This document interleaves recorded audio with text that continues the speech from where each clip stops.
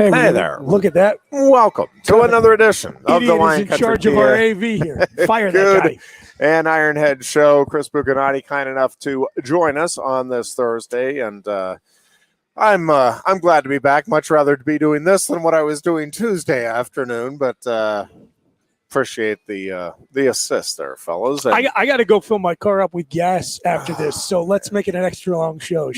We need about 5 hours worth of show to get at least a half tank anyway. I'm driving to a wedding in Philly, and I think the round trip is going to cost me probably more than the hotel room. I don't doubt it. And it's in the city, point. By the way. The hotel is in the city. The good news is those prices should be coming down any time now. The turnpike's really cheapened up lately. Yeah. Oh, yeah, Only yeah. $25 a ride up and down.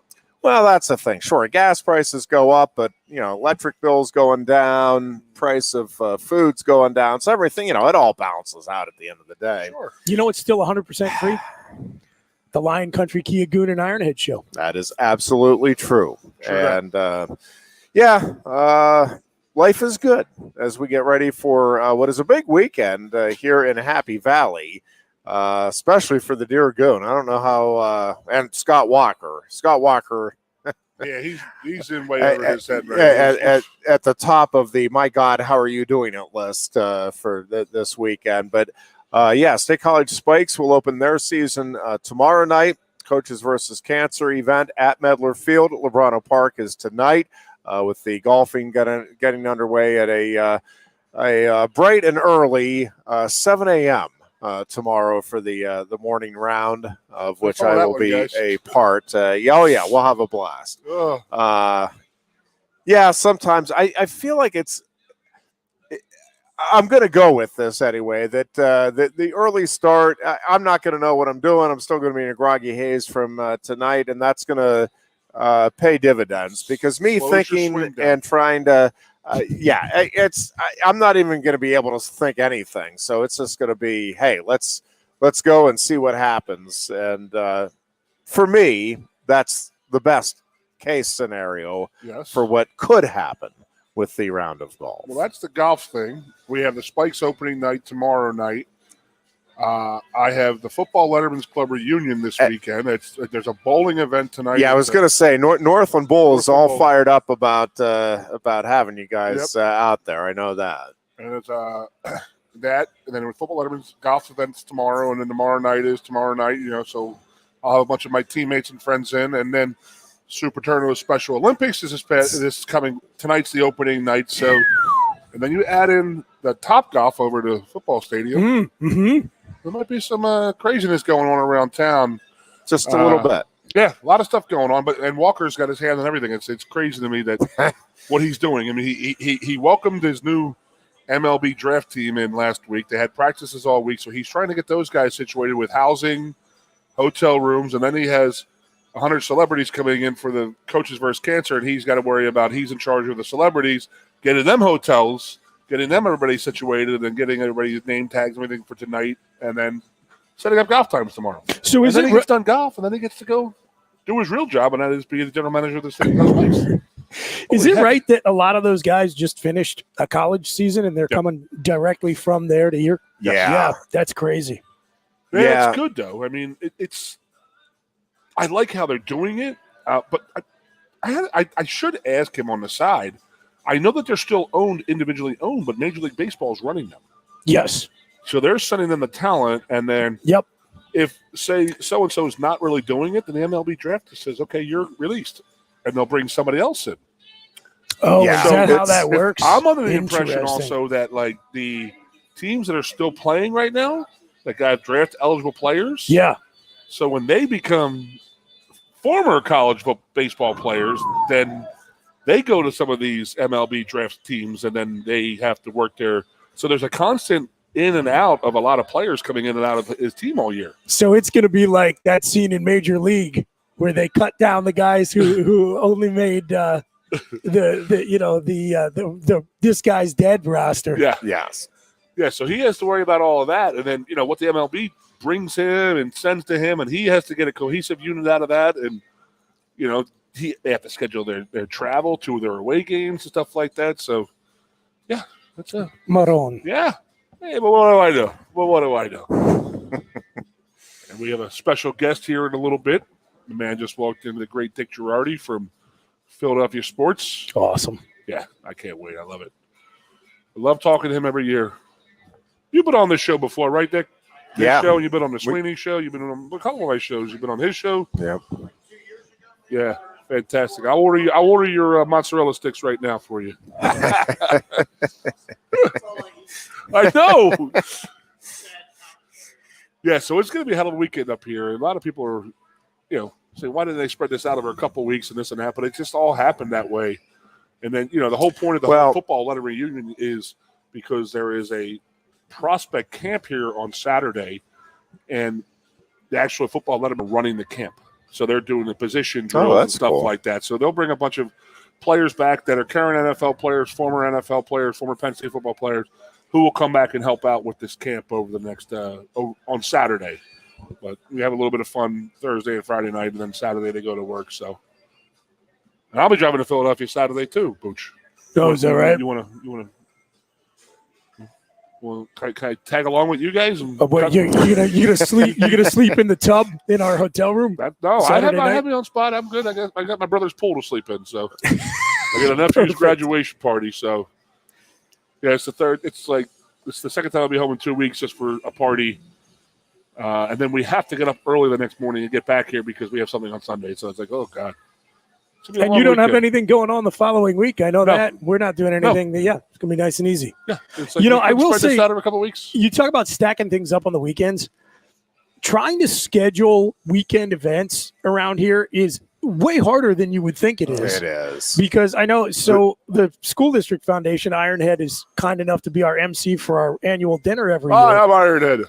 We try to put it on a weekend that's not going to have too many conflicts, and yet somehow the State College School District Foundation still managed to put it up against the senior prom this year, because here's the problem. You can't do anything in the fall because you're up against football season. Yeah. And God forbid, first of all, you don't want to put anything on the bye week because the bye week changes at least once every offseason. And everybody does, like that bye week every year is when – right, there's like 20 different nonprofit events. And that's what I want to get out of town. That's my only chance to leave town for like 6 months, basically.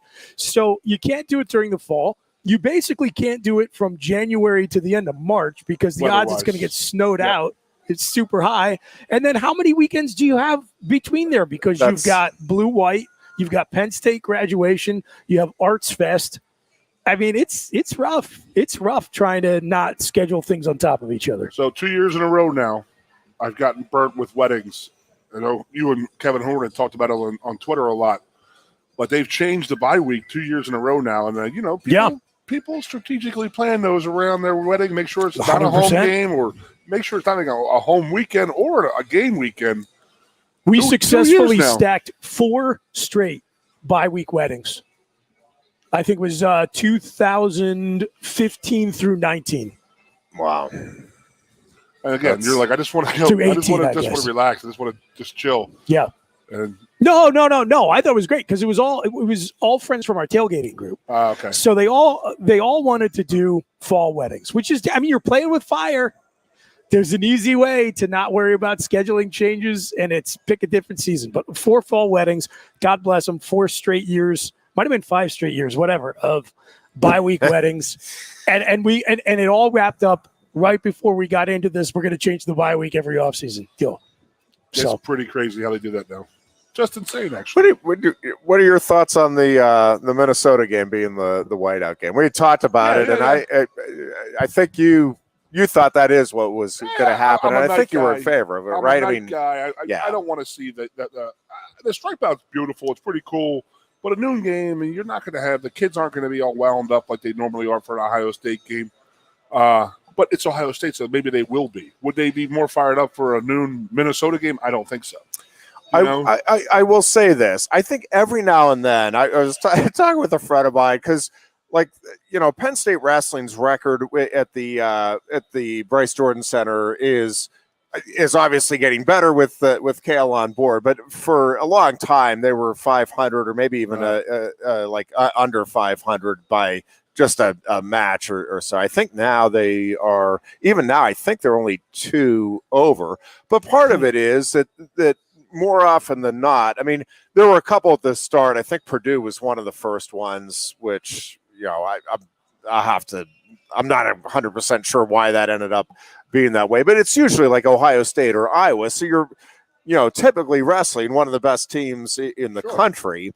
And same thing with Penn State football. Like people bring up every now and then that the whiteout record isn't that great. Well, yeah, because you're playing usually either Michigan or Ohio State or, another high-power program. Yep. So I do think every now and then it is okay just to, and I understand that that's not why they're doing this, but I think it is okay to every now and then try to pad, or not try, but just to pad a win in there. And I get Minnesota's a solid program and all that. They have no chance. I am telling you right now, there is as close to a 0% chance of Minnesota winning that game in that atmosphere when you're not used to that atmosphere, and they're not. Ironhead just guaranteed it. We're in trouble. I'm telling you. Put it in Sharpie. Don't even do it back. That game is a W. I'm telling you right now. Let me tell you right now. James Franklin off the bye week, L. James Franklin against a well-coached team with inferior talent, L. Not with the whiteout atmosphere. Generations of greatness uniforms, L. Not happening. Opponent that will absolutely ruin the rest of the season by losing to them when we absolutely shouldn't, L. Hey, was Illinois our homecoming game last year? James Franklin on homecoming, bad.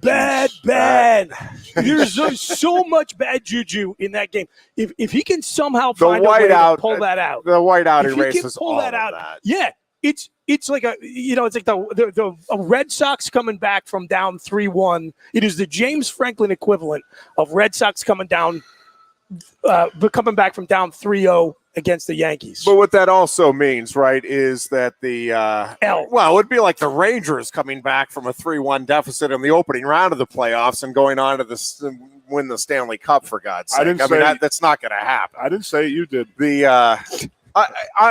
Is it not the most unbelievable? And I hate the Rangers. I mean, I really do. Same. It is unbelievable I can't believe they had any legs left for that second round series. Either. And then they come out last night on fire. Crazy. I mean, that second Crazy. They didn't have their legs. That second period was a great period of hockey last night. But I'm telling all of a sudden, I think that they and I mean, it can turn around again in a heartbeat. But man, oh man, I think we talked about it. I said I don't see them getting beyond the next round, just because, if nothing else, all of the energy it took to win those final 3 games against the Penguins and rally in every game and the whole bit, and then they to come back and beat Carolina the way they did, and then Carolina's a really well put together team. They are a good team. They are, and Tampa obviously isn't too bad of a hockey team in and of itself. And I'm telling you, they were rusty. The Rangers did beat them though at their game. Yeah, I don't know if the rest explains it, because the first period, okay, but I mean the Rangers outplayed them in the second and third periods, and that's not, usually that's where that rust kicks off, and that's when the Rangers kind of took control of that thing. So my last night, my full Philadelphia anger came out yesterday, and Dick can hear this. He's going to laugh at this. So I guess have MLB Network on during the day yesterday. I'm doing some book work at home, and I'm watching. They pan to the Mets game, and somebody hits a 2-run home run or whatever, and they pan to the crowd, and there's two New York Ranger fans with their jerseys on the Mets game, and I say, I guarantee you they're wearing a Yankees T-shirt underneath just to make sure. There's no Ranger Mets fans. They get to pick. These are the same guys who were in Islanders jerseys last year. I guarantee you. It's unbelievable. That's the Philadelphia anger when it comes to New York. They get two of everything, so they get to pick whoever's winning. That's who they love. It's ridiculous. You never see a Rangers fan at a Mets game. Mets fans are Islanders fans. No, there are the brand name New York teams, and then there are the off-brand whose teams all the team names rhyme except for the Islanders. Jets, Mets, Islanders. Yeah. Yep. But no, these guys are in the Mets crowd yesterday with their Rangers jerseys on, getting all wound up, and I was just like, don't forget lowered the my Nets. head. Jets, Mets, Nets. Jets, Mets, and now, yeah, I guess they are in Brooklyn now too. Jesus, God. Oh, Lord. Well, they do have two of everything. They had to add in the Brooklyn, So I'll ask Dick my biggest. And they all have issue. Star Wars nights where everybody dress up like a bunch of Boba Fett's, right? Is that the way that has to work? That's the way the Islanders try to get grandfathered in. Unbelievable. The Fets. Yeah, I'm reaching now. Yeah. So I want to ask Dick when he comes on the air, and Dick, I'll warm you up. I'll even ask you. I want to know your theory or your feeling on when they say Madison Square Garden is the world's most famous arena, and it absolutely drives me freaking crazy. They have had one Stanley Cup since the World War II, 2 Knicks titles, and that's it. And there's a lot of boxing matches and a lot of concerts, and they're still hanging their hat. A lot on of great boxing matches, though. Okay, but a lot of places had boxing matches. I mean, no, I know that was the spot, but the world's most famous. And there was one really good NCAA wrestling championships there, Goon. Wasn't bad. One time. and an NIT I'll take the one championship. I'll take the absolutely one Cleveland right. better, though, Ironhead. Yeah. It's just my anti-New York sentiment, Okay, we should probably pop to a break to let Dick come on. But I'll give you my answer to who is the one individual most responsible for all of MSG's positive PR. You know who it is? The GOAT, His Airness.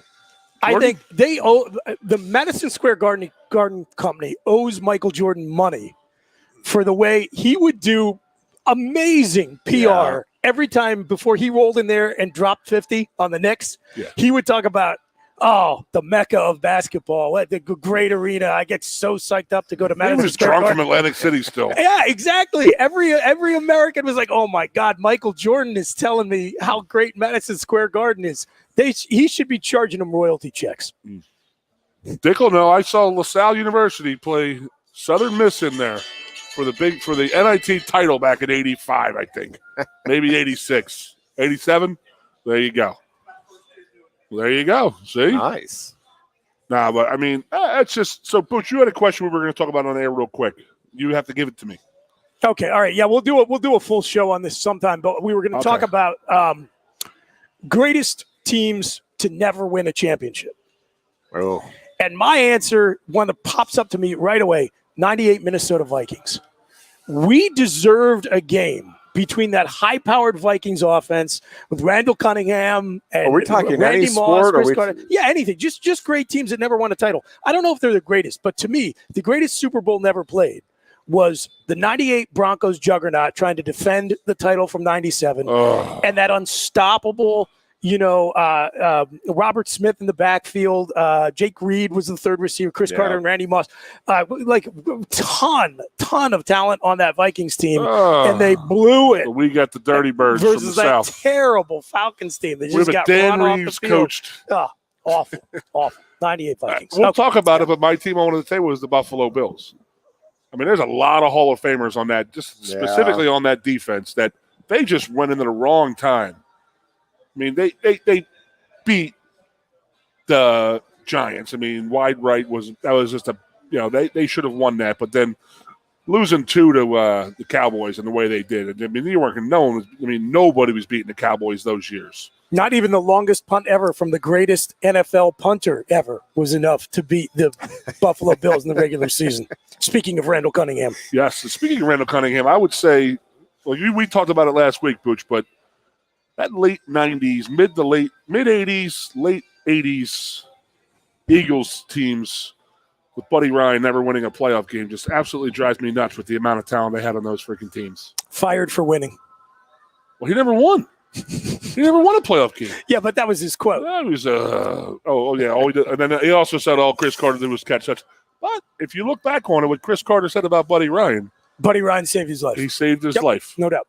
By not running him through the coals, by not bringing up his drug addiction and stuff like that. So, you gotta respect that. All right, we will take a break. The great Dick Girardi joins us after the break, and we continue with the Lion Country Kia Goon and Ironhead show here at Quaker Steak and Lube in mere minutes.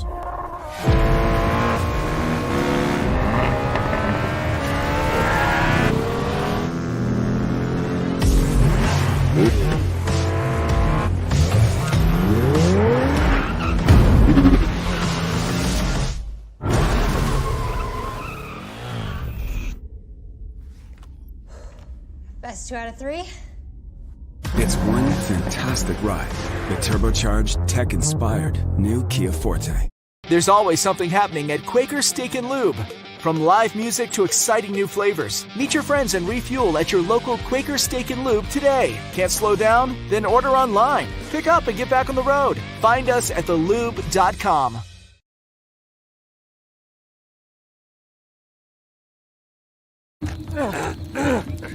You know, we humans have come a long way on our journey. Our first language wasn't exactly, a language. Medium well, thank you. Our first vehicles weren't the fastest. Can you, Faster. Hey, boys, punch it! Our first maps weren't that accurate. And you know, fellas, the world is actually, you have a ball. Our first phones weren't smart. Text mom winky face emoji. Our first screens, you couldn't touch. Mom, Dad's feeling the TV. No one likes a snitch, son. And the first electric vehicles weren't, let's just say, they look nothing like the first ever Ioniq 5. I mean, two-way charging, AR heads-up display, 300-mile range. What can't this thing do? Look, the point is, it's been a long, yeah, good point, really long journey. But worth it. Your journey at its most evolved. The fully electric Hyundai Ioniq 5. And we are back here at Quaker Steak and Lube. And as promised, Dick Girardi joining us. And Dick, always good to see you. Appreciate you taking the time here. Absolutely. It was weird. I mean, I literally was just getting in my car to come up for C versus C tomorrow. And my man, the Goon, texted me, says, hey, you going to be up here? Why don't you stop by the show? I said, I'm on my way. If I don't get delayed, I'll stop by. So here I am. How is the golf game these days? It's not good. Yeah, I play like once or twice a year. Yeah, that's what I do. And each year I get a little worse because you just, you got to play. And I'm now into like pitching and putting mostly. Yeah. I don't try to hit the ball very far because I can't. So it's just, you do what you can do. I can hit it a decent distance. The problem is I absolutely accuracy, no idea. Yeah, I mean, no idea where it's going. Yeah, that's a problem. That's not really my issue. I can usually find it, but it's like not that far in front of me. So. I quit playing, Dick, for two reasons. When there's guys your size out driving me by 100 yards, I'm like, this game sucks. It's horrible. And the other one is that I was waking up from playing sore from playing golf than I did from playing football. So I said, you know what, this is over. It's not doing it for me. So I am a pitcher and a putter. Yeah, I mean, that way you can't hurt your back. You just enjoy it. True. Go have a good – I mean, spend 4 hours hanging out in a nice day, and it's great. Supposed to be beautiful tomorrow. Yeah, tomorrow looks great. Yeah, well, a lot better than today. That's for sure. Yeah, no, it is. You guys have a lot of rain up here. I had a little rain on my way. It wasn't a lot. It was for me. It was ill-timed. We were doing some deliveries today, so it was just ill-timed rain. But yeah, we didn't get a lot. It was just enough to make it a pain in the neck. So, Dick, you ever see the videos of like dogs when you like open the front door because they can't see out the door, and then like you open the door and it's raining and they just turn right back around and don't go outside? That's my dogs at my house. Yeah, no. I open the door and I'm like, oh god, here we go, and they're like, no, we're good. Not happening. Not happening. Not today. Such a great event though, and obviously for a great cause, and the money raised. Yeah, how about that? That's unbelievable. Yeah. And I was told I talked to Steve on the way up, and he said Coach DeChellis is coming back. He's going to be. Is that right? Be here. Yeah, it's great. He hadn't been here since he left to go to Navy, and of course he was here when it all began. Yep. So yeah, it's going to be great to see. No, that's fantastic. Did not realize that. Here. Yeah, always good to see. Jerry Dunn normally plays. Bruce plays. Yep. I was with Pat a couple weeks ago. I don't think he's coming back. It's going to take a little time probably there, but hopefully someday. Yeah.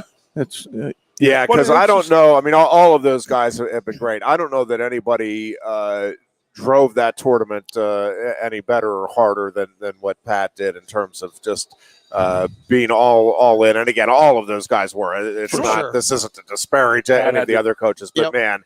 Pat went above and beyond that's his persona. Do everything he could. When he gets into something, he lost his brother to cancer, so it really meant a whole bunch to him. Absolutely. Everybody's got a story. Yep. I just lost another good friend from breast cancer this within the last week, and she's leaves behind an absolutely amazing family. The good thing was she was able to, and we keep talking about it, the advancements that they keep making here. It's a big deal, and bought her some time to be able to see all of her youngest just graduated high school and is off to college.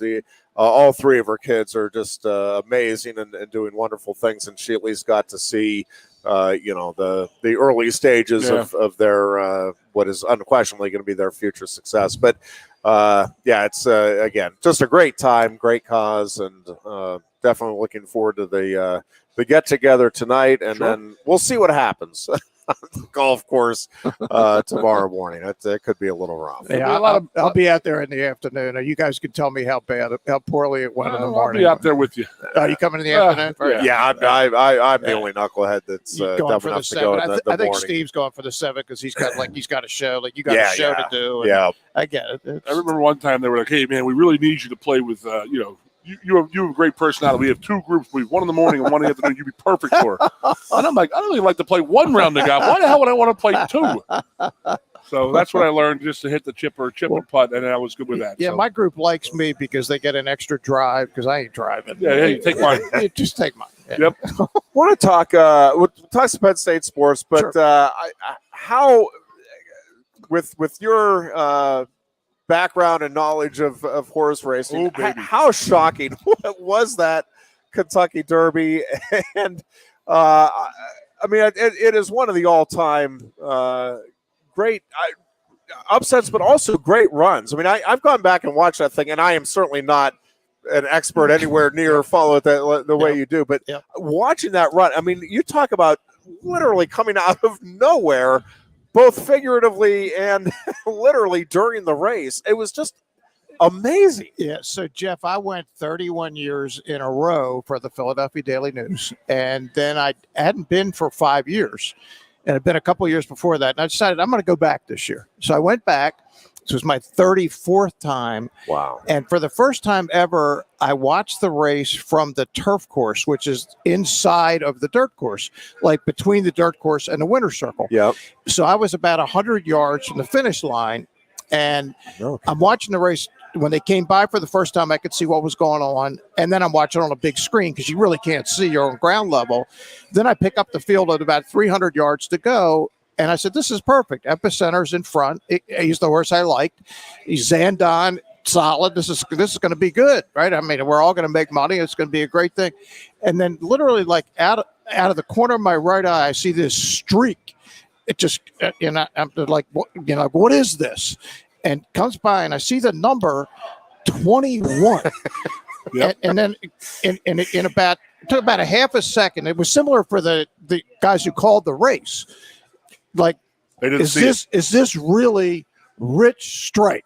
Yes, it is. And I've seen 250 to 1s win. This was the most outrageous result imaginable in the history of my time at the Kentucky Derby. 80 to 1. Not only that, but at 5 minutes to 9 on Friday, he wasn't even in the race. He was. In fact, I was on my way to the track a couple hours later for the Kentucky Oaks, and somebody I'm riding with says, "Hey, Lucas scratched his horse, and Rich Strike is in the race." And I said, "Who is Rich Strike?" I didn't even look at him because I didn't think he was getting in the race. And then I looked at him. I was actually driving. I pulled out the passport forward. I looked at him for like 5 seconds. I said, he's got no chance. So, there was nothing to indicate. He had run against Epicenter the day after Christmas in New Orleans and been beaten 14 lengths, which in horse racing is forever. It's 3 seconds. And there was nothing that had happened at the interim that suggested that could happen.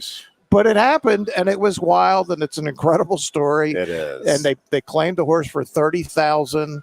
And bought him from Calumet Farm, which is the legendary farm in Kentucky, which has won more derbies than anybody, now under different management than they have now.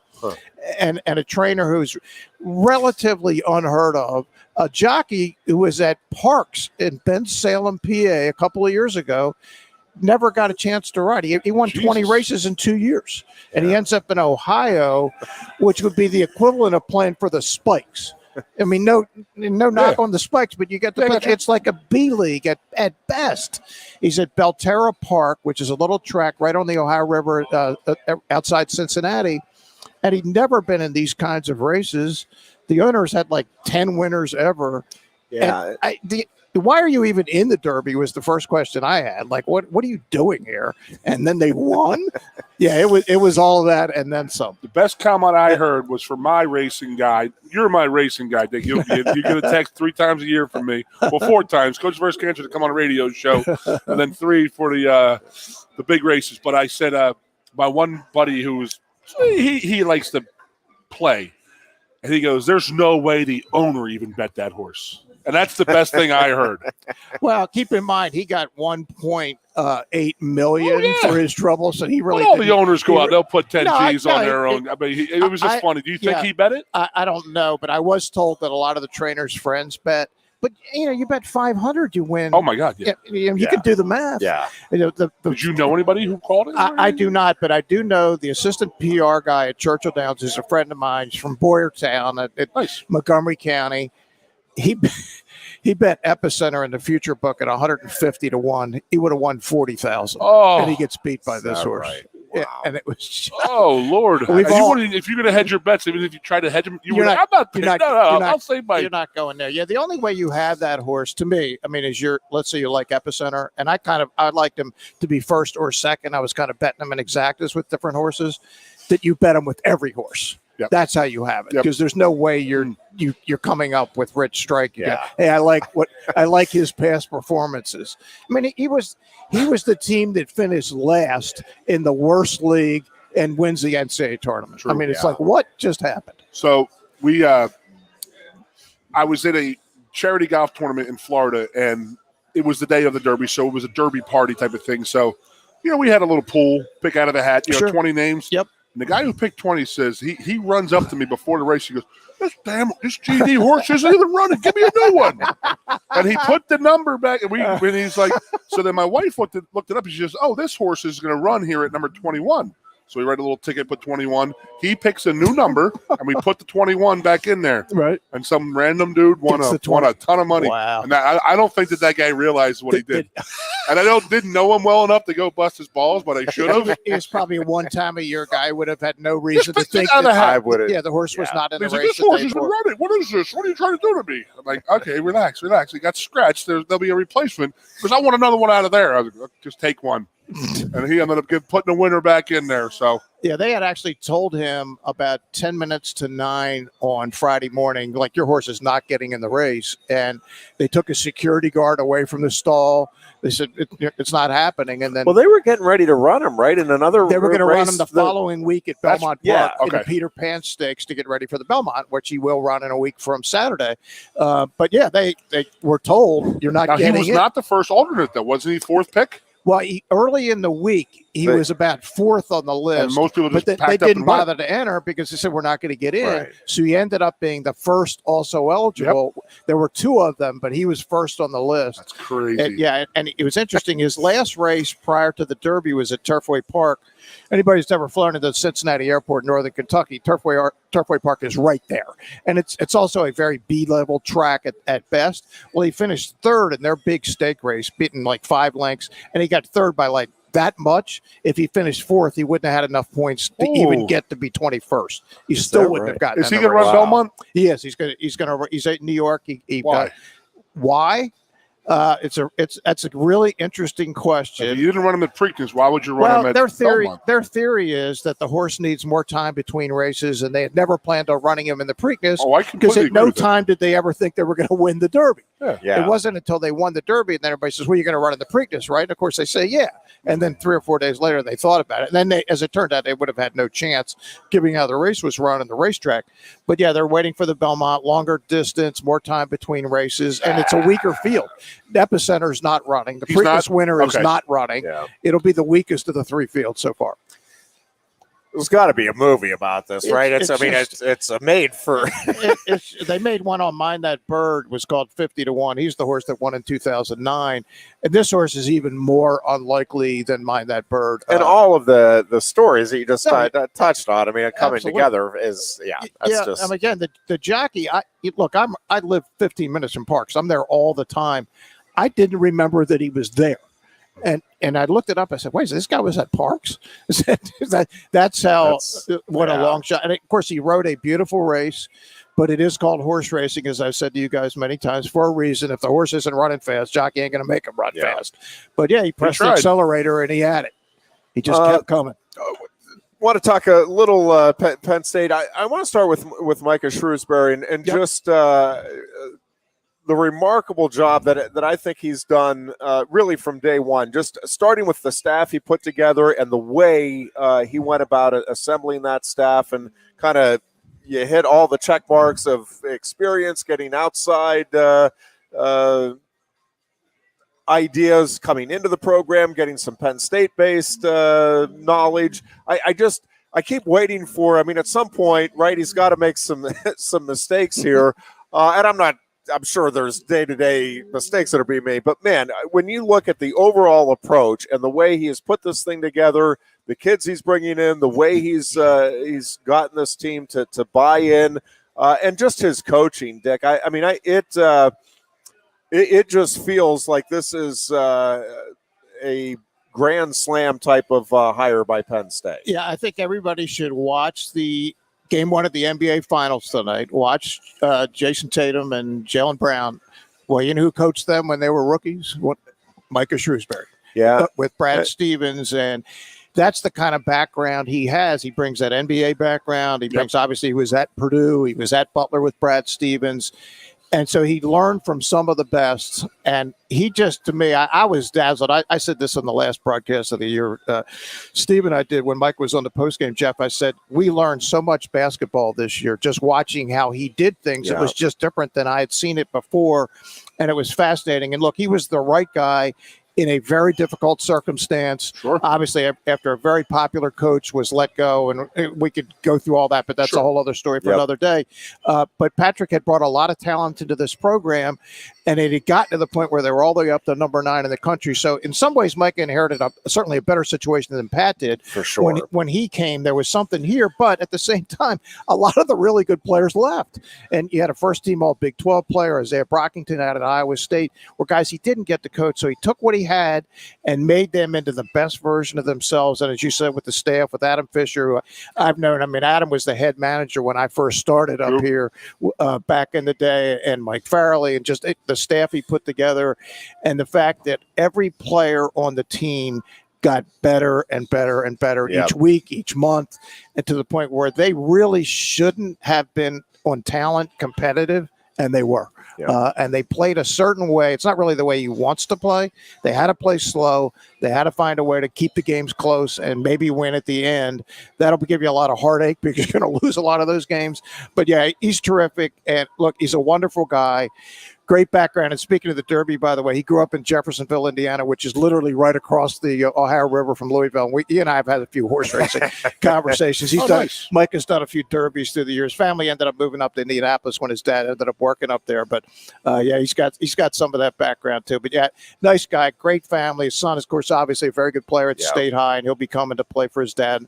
I think, is he a rising senior? I think, Jeff? I believe he'll be. Yeah, I think that's right. Yeah. And the recruiting class that's coming. It's really good. Will it be as good as the Tony Carr, Lamar Stevens, Mike Watkins group? Don't know, but we'll see. That's. But I think the people can really thank. However, the decision was made, he's the right guy at the right time for the program. Yeah, there's no doubt. I just again, I just continue to just be beyond impressed with every move he's making, both on and off the court. And again, I think he has, to your point, Dick, about, coaching what he had last season. I also think he has that wonderful ability, and Cal certainly has it with the wrestling program, where you are able to focus on the day-to-day. Hey, we're just going to get better. Let's focus. But you're also able to sit back and, this is my vision, and this is how we're going to get there. And, it's going to be a step-by-step process. But, his vision is that this program is going to be regular visitors to the NCAA tournament and, contending for Big Ten titles. You know what? And it's doable because let's deal in reality. It was there 2 years ago. No question. Last time you were on. I've told people if Myron Jones didn't get sick, in the middle of that 8-game winning streak, and Lamar Stevens was having some issues at the end of the year. I think that was the Big Ten. I think it was the best team in the Big Ten. They never, of course, got their chance to prove it in the postseason. They had some losses at the end of the year they probably wouldn't have had otherwise, but that tells you it's doable. They were ranked number 9 in the country, so it is there. Yeah, the staff is there. Now it just comes down to real simple. You got to get the players. And will this next group coming in, will they get there? Will the guys that are there who all got better during the season last year, will Seth Lundy take another step to where he wants to get? Jalen Pickett was a revelation as the point guard. I mean, and it was just through the Christmas break, and Michael will tell you this, that was the moment where the team went from, I don't know if they're going to win any games, to like, oh my God, I couldn't believe it when we got back after the Christmas break. They had to there was a COVID deal in there. If my memory serves me correctly, they had to take a little bit of a break, but that's when everything changed. And they I want to say in the calendar year of 2022, there might have been 2 games where they weren't competitive. One of them was that bizarre Nebraska game at home, which is just like the jockey fell off the horse. You can't explain it. But other than that, they were in all these games, and they weren't favored in very many of them, if any. So I think they're headed in the right direction. How Micah really had a head up on everybody, not everybody else, but compared to like when Pat came here, the cupboard was completely empty. It was Tim Frazier. It was completely empty. Yeah, no, he was in a tough spot. He had to start from the ground up and and start pounding the high schools and this and that. And it took about 2-3 years for them to get those guys in here. Now with the transfer portal, I think that Micah did a great job hammering that, plus getting our guys out of there. Because our guys all jumped in there to get the hell out of Dodge, and then they all come back, and rightfully so, because they saw it. I met Coach Shrewsbury for the first time about 3 weeks ago, and I can't tell you how impressed I was. Shook my hand, firm-ass handshake, looked me right in the eyes, said, I heard a lot about you. I hope they're all good stories, I think. I don't think not many people know the dirty stuff, but he looked me in the eyes, and he goes, oh, yeah, you're the Goon. I hear a lot about you and this and that. And he shook my hand, and I was like, all right, I can get behind this guy. I was all season really behind this guy. But what a difference that portal makes. Oh, my God. We could talk about the NIL because this is where every one of our shows delves into it. It's just like the ADD starts coming out of me, and I go off on Where was that in 1994? You guys have all been millionaires. Oh, my God. I'd have been the first one sponsored. We didn't talk about who I'd have been sponsored by. Sponsored by Moon's Tire Service, my dad's company in Philly, in Orland. And then I'd had the Raskeller badge on my back, probably. Your offense would have been worth like $10 million. So, you know what? We talk about this. So, Jeff has an unbelievable point he made. Like, who was McCaffrey and the LSU running Fournette were the first guys to really opt out of the late playoff games. Not the playoff games, but the bowl games. Right. So are we to the point now, Dick, where, Ohio State loses a second game in mid-October. Do you think there's going to be guys who say, you know what, I'm done. Well, I'm out. Look, guys they have agents now. They always sort of had them in the background, but you couldn't officially have them. Right. Their agents are going to tell them, look, hey man, you don't need to be out there playing. Why risk yourself getting hurt? Because why? I think it's just get used to whatever it's going to be. The reality is the NCAA had their opportunity 10 years ago. We all knew this was coming. They wouldn't believe it. They wouldn't accept it. They could have had a way to deal with it. I remember writing a column in a paper 15 years ago about it. Like, just do this, because eventually somebody's going to tell you to do it. And of course, by the time they told them to do it, it was too late, and now it's chaos and anything goes. There could have been rules and regulations to make it reasonable, but now that's on them. And you know what? They're going to get theirs because they're going to be out of it in a little while. The middleman, they don't need them anymore. No, there's no questions. And they were undone by their own arrogance. Absolutely. Because as you said, anybody paying any attention saw this coming, and you knew how it was heading to the courts. Sure. And instead of trying to get in front of it, even just a little bit, the NCAA just sat back and said, no, the courts will keep siding with us. And there was no way, when you see just the way society is going. But there is no legal basis there for the NCAA to deny these players their opportunities. Right, and when coaches are making $8-10 million a year, you can't tell the players you're getting nothing. Look, Keith, when you played, it was such a different world back then. I don't know what Joe made back then, but it was probably a couple 100,000, right? But it's just everything has changed because of TV and the money and all. So, yeah, eventually the players were going to get a piece of it. Why not just find a way to do that? But why not just, they wouldn't do this is the argument I have every week, and it's the same thing. It's like you should have just paid them flat rate. Wasn't that? So I actually have a couple different ideas. I talked to some people in the last few weeks. So remember, like, take Kyler Murray, first round pick of the Oakland A's, first overall pick of the MLB draft. He took a $7 million signing bonus, but he paid to go to Oklahoma. Are we going to get to the point where it's like, okay, once you start making over $200,000, you should be paid. You should be paying your own scholarship and everything. That's where I'm looking at it. I think none of us really know where this is going to go, other than the fact that if you're not in it, you're going to be in trouble, because the fact is players are going to go places where they can get something. That's just the way it is. So the players are going to win, but you know who the big winners once again are. And we talked about this the other week, but the lawyers, because at some point here, right, I think one of the many, many ways that this thing is going to change is I do think at some point, and maybe even it's happening now, but the letters of intent are going to be much more layered. I mean, they're going to be much more like your professional sports contracts, where I think if player X does opt out of those last few games, the school is going to say, it's going to be written in there somehow that, okay, then you've got to pay back, whatever it is. But there's going to be more parameters put on these guys, I think, because the school, with the investment that it's making, and now the lack of, I think, to whatever degree, there's the ad revenue coming into these schools is certainly not going to be the same as what it's been. Yeah, no doubt. And I think that's where, say, a coach like Micah, with his background, he's going to be such a great selling point, because look, every kid coming out of high school thinks they're going to the NBA. They're not, of course, but he can at least tell them, unlike a lot of coaches, look, I've been there. I know how to get you ready for this. Come play for me, and if you're good enough, you'll get there. And I think that's because that's the big, whatever the NIL gets a kid, it's the professional contracts where the huge money is. And that's a selling point that Penn State basketball has at the moment. I just worry about the people that are giving the money, that like they're going to go back to them, and they are going to think that they actually have a say. Of course. You know what I mean? Yeah, of course. I always call the big hat boys in West Texas. They're going to be sitting there saying, why ain't my boy playing? Oh, yeah. I gave you 100. Like Jeff has a great analogy. I go to some oil man and say, listen, I need $1 million. Best running back in the country is going to come here for $1 million. All right, next year, hey, I need 1.2 now for this quarterback. Yep.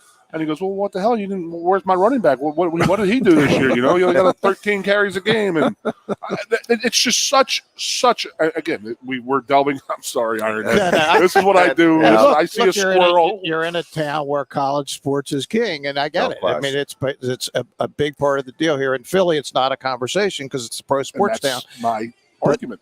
But that's just the way it's going to be. It's going to be that way in Columbus. It's going to be that way in Ann Arbor. It's going to be that way everywhere. That's just what it is. Such a disadvantage here with that, in my opinion. I think we're all in agreement that the money in the state is in Philadelphia and Pittsburgh, but they're professional cities. It's tough to go down there and say, hey, why don't you have Penn State's quarterback rep your company? Why do Jalen Hurts or Ben geography Roethlisberger is not great for that circumstance here. We don't have the infrastructure because one is every company here has been pilfered by the university itself, and now their players are actually going against the same money and it's just that's the other fascinating part about this, which is one of the reasons why the schools never wanted this to happen in the NCAA, because they were getting all that revenue. They didn't want to share it with the players because obviously the company would rather have the player do it. I remember specifically, I mean, Keith, you'll deal with when Lionel Simmons was a great player at LaSalle, and you play with your brother. I mean, what would he have been worth in 1990 as a guy who scored over 3,000 points? And that was when players still played 4 years of college. Jameer Nelson, I covered his career at St. Joe's. It's incalculable what he did for that university, but he wasn't able to share in it. And that's where the advertisers would have gone. They would have gone to him. Absolutely. He was the guy that was on the cover of Sports Illustrated. True. And he stayed 4 years. He ended up having a great pro career, played 14 years, made a lot of money, but that's unusual. Yeah. Most players don't. That doesn't happen. Yeah, Lionel's the one. Lionel he played he didn't have a great NFL career. Well, NBA career. He was a runner-up for Rookie of the Year in 1991, but then he hurt his knee a couple of years later. He did get a second contract. Yep. He's doing fine. Every time I see him, he invested his money wisely. He's done well. But yeah, he would have been a major all-star if he hadn't hurt his knee. He was that good of a player. And the other thing I talk about all the time is they didn't want to involve the universities in my opinion, and that is because you're going to, once you start, the university gets involved, then Title IX comes into play. Absolutely. Where if you don't involve the universities, Title IX does not come into play. Right. No, so that's the whole reason why the NCAA did not want to get involved with the universities, in my opinion. Yeah, I think that's because part of it. It is going to be an issue. It's complicated. I think that's a word we can't overuse in this circumstance. I just think the only way the genie goes back in the bottle, even a little bit, because it's already out, it's done. Is that they're going to have to go revenue sharing with the players, and then we have to be okay with that. I mean, it is what it is, and I'm like I tell Jeff all the time, I'm the farthest thing from a socialist you get, but I'm who's going to get money in 1994? I hear you. Your running back, your quarterback, Kyle Brady at tight end, Bobby Ingram. Yep. I mean, you have all these offensive linemen. We weren't going to get anything. Our defensive guys weren't going to get a penny. You know what I mean? Just think about that. And how does that help your locker room? It can't. I understand exactly what you're saying. Yeah, I don't know. There's a lot of ongoing dynamics.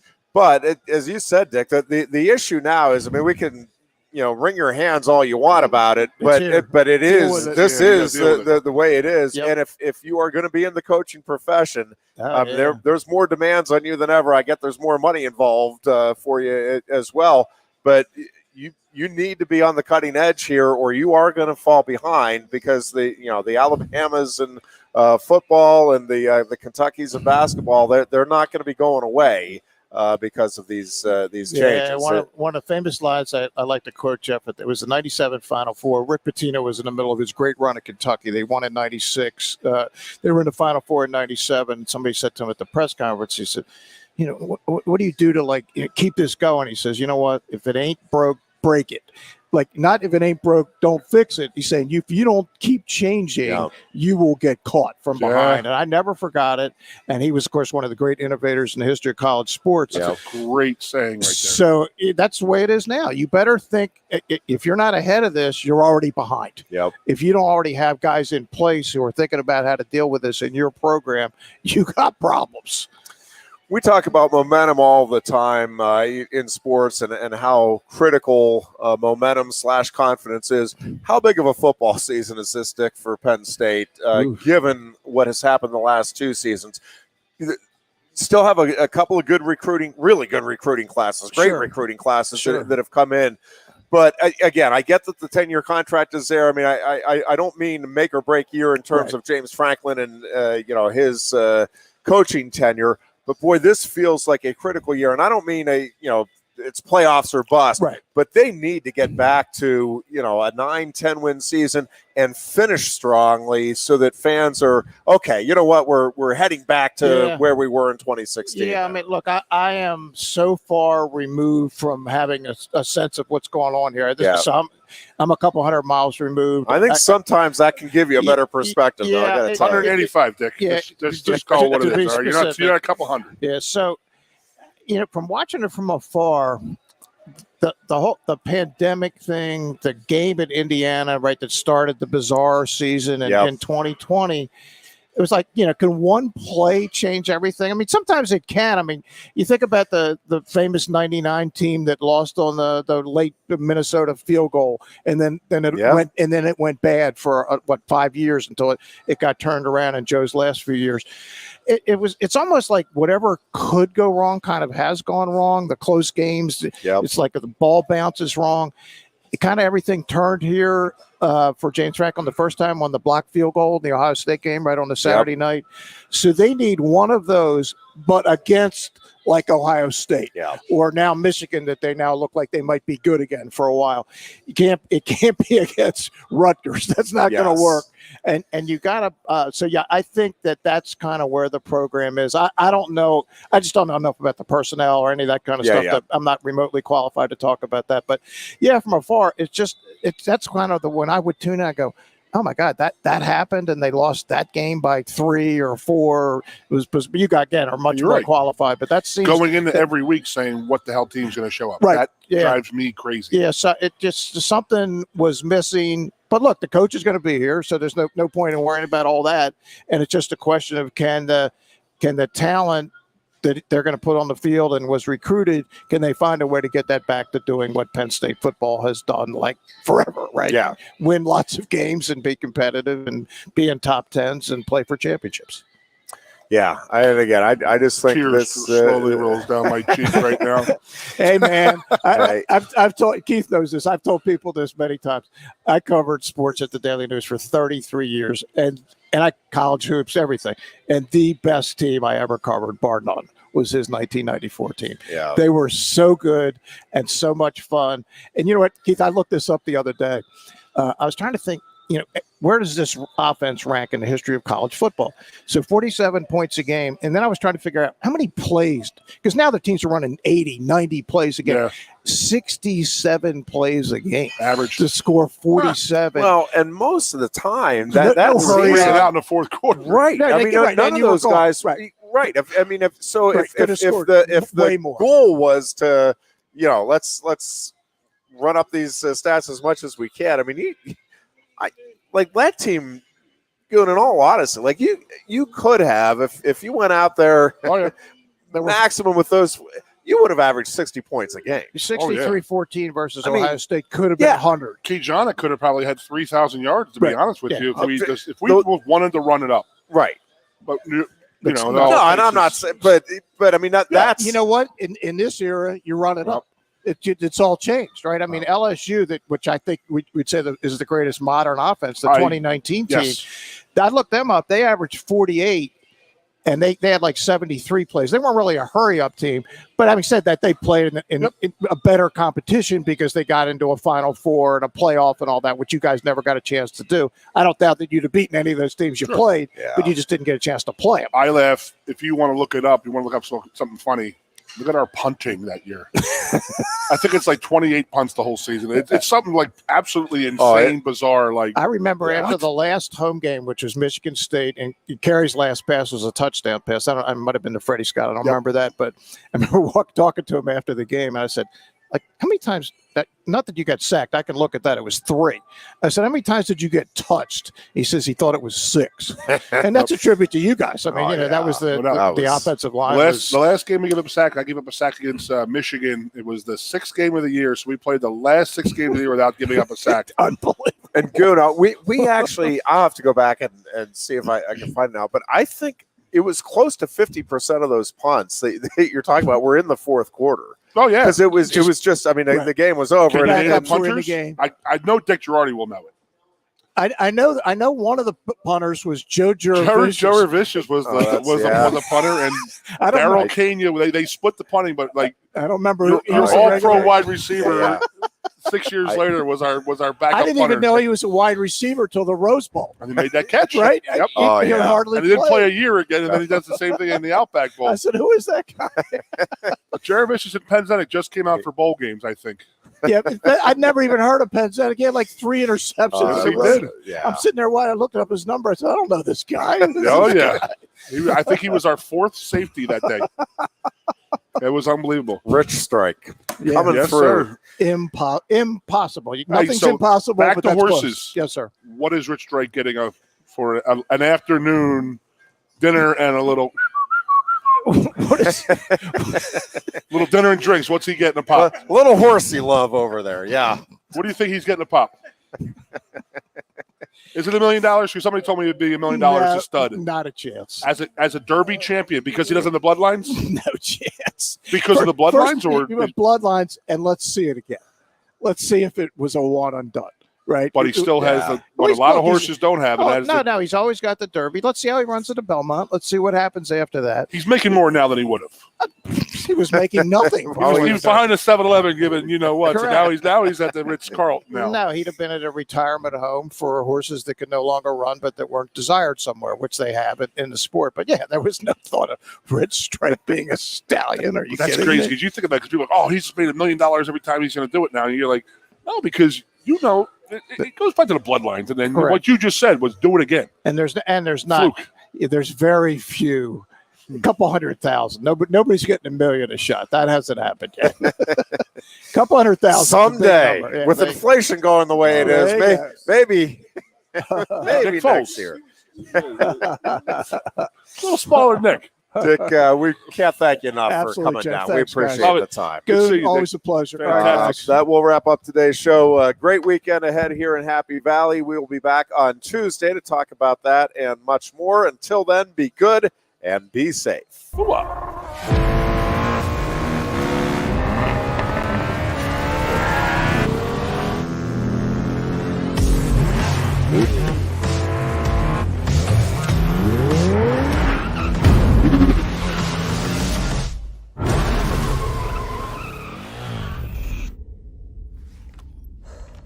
Best 2 out of 3? It's one fantastic ride. The turbocharged, tech-inspired new Kia Forte. There's always something happening at Quaker Steak Lube. From live music to exciting new flavors, meet your friends and refuel at your local Quaker Steak Lube today. Can't slow down? Then order online. Pick up and get back on the road. Find us at thelube.com.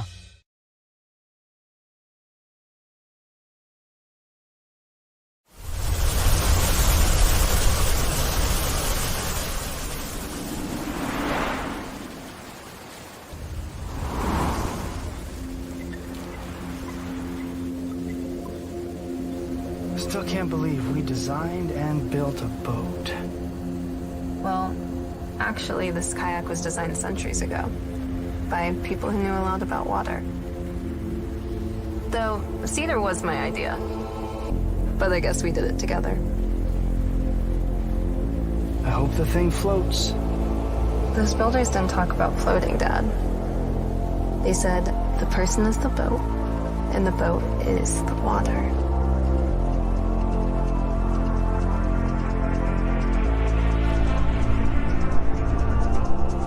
Exactly.